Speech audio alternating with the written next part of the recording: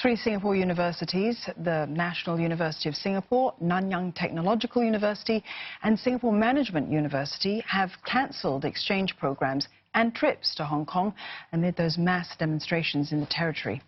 In its email to students, NUS said it was informed by the Education Ministry to postpone the exchange program to Hong Kong this semester.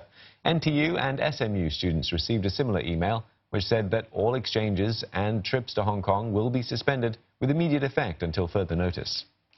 Last week, Singapore's Foreign Ministry warned against non-essential travel to Hong Kong, saying protests in the city had become unpredictable and could turn violent with little notice.